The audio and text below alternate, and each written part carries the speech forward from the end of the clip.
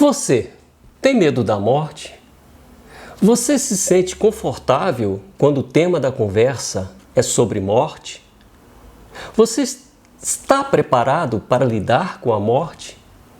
Neste vídeo, iremos tratar do tema morte de forma esperançosa, libertadora e desinibida.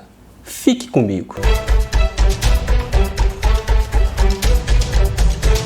Seja bem-vindo, bem-vinda ao canal Contexto Espírita. Eu sou Alney Fontes e hoje estou aqui para falar de um fenômeno natural, mas que mete medo. Irei falar da morte e como os espíritas lidam com ela. Mas, antes de conhecermos o conteúdo deste vídeo, dê o seu like e registre-se no nosso canal. Embora presente em nossas vidas e não ser opção, já que é uma das poucas certezas que temos na vida, existe uma conspiração do silêncio quando o assunto é morte. Parece que existe uma negação generalizada da velhice e principalmente da morte. A maioria de nós tem até receio de pronunciar a palavra morte.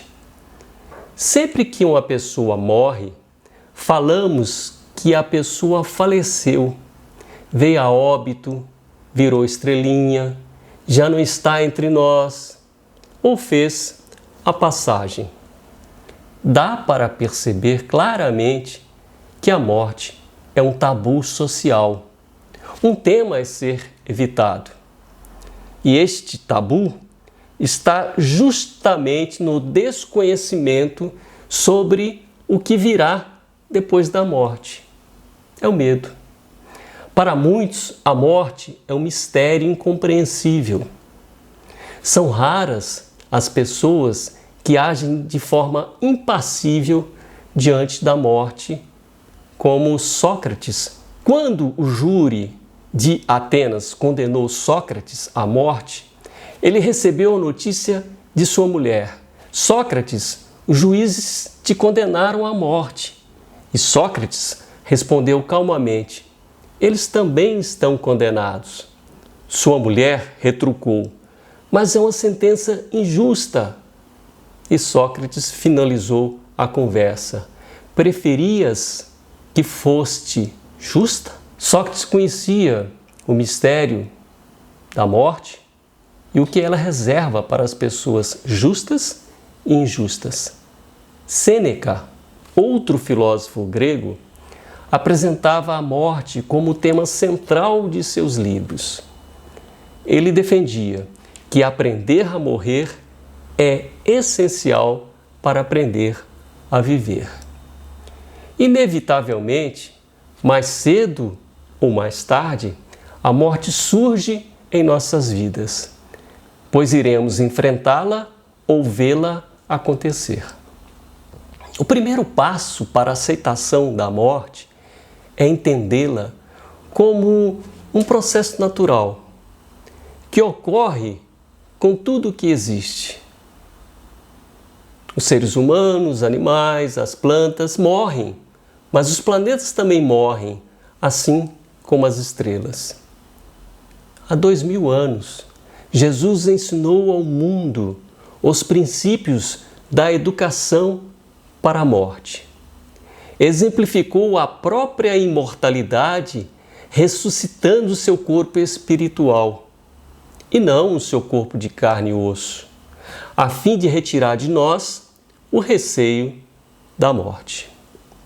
O apóstolo Paulo, numa de suas epístolas dirigida aos Coríntios, disse: semeia-se corpo natural, ressuscita corpo espiritual. Se há corpo espiritual, há também corpo natural. Se há também corpo natural, há também corpo espiritual. Mas com o passar dos anos, principalmente pela ação da Igreja, a morte tornou-se temida. Para os pecadores, o suplício eterno. para as crianças sem batismo, o limbo, sombrio e misterioso. E para os ateus, o nada. Na era moderna, Allan Kardec foi o primeiro a tratar da educação para a morte, ao realizar uma pesquisa completa sobre o fenômeno da morte. A doutrina espírita se apoia em 3 princípios que, se bem compreendidos, mudam totalmente a concepção que se tem da morte e da vida. São eles: a imortalidade da alma, a possibilidade de comunicação com os mortos, os espíritos, e a reencarnação.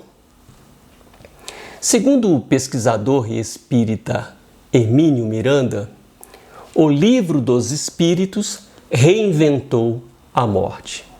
Para nós, espíritas, a morte não é o fim, mas apenas uma transformação que tem por fim a renovação e o nosso melhoramento.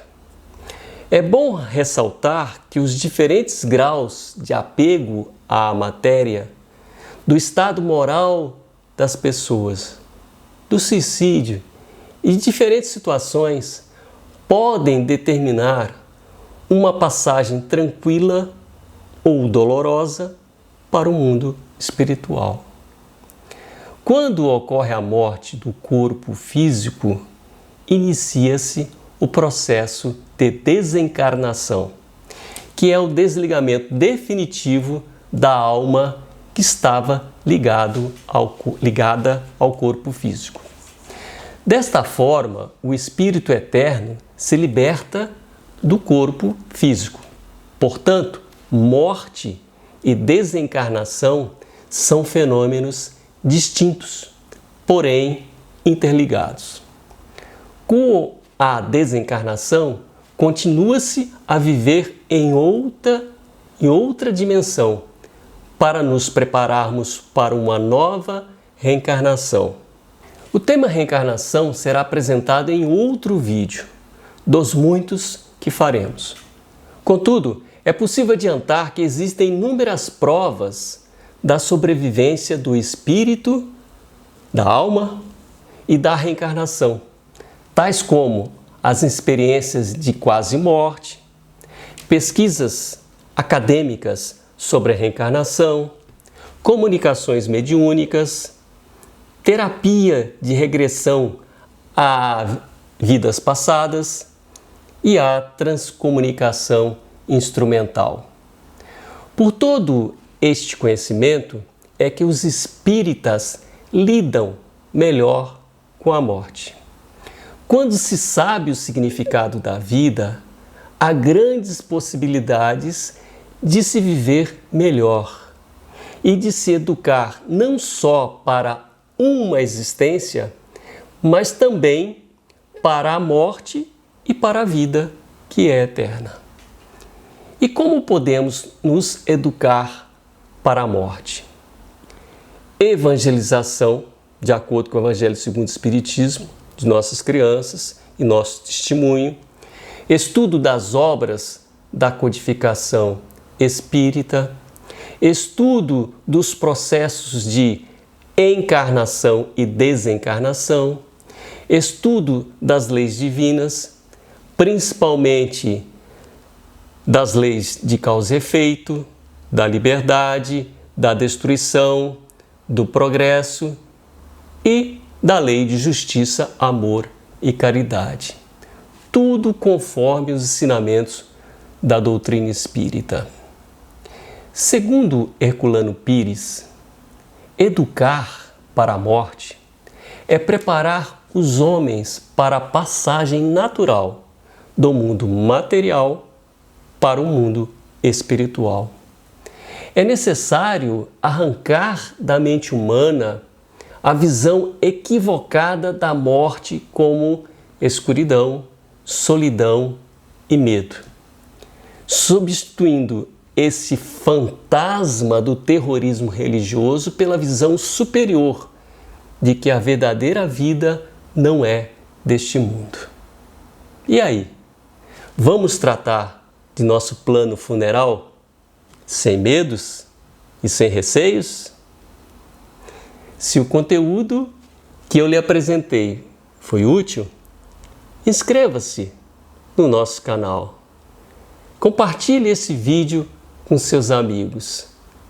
Clique em gostei e deixe o seu comentário. Até o próximo vídeo. Tchau!